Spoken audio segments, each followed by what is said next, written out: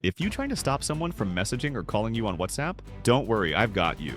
In today's video, I'll show you exactly how to block someone on WhatsApp, so you can control your privacy and avoid unwanted chats. This is pretty simple, guys. Just open up your WhatsApp application, then open up that chat you want to block, tap on these three dots here, go to the More options, tap on Block. Again, press block and the person will be blocked. To unblock that person, go back to the home page. Tap on these three dots here. Go to Settings.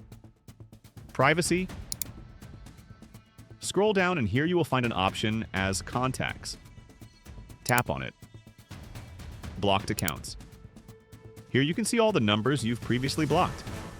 Press and hold on the number. Simply press Unblock, and that particular number will be unblocked. That's it for today's video.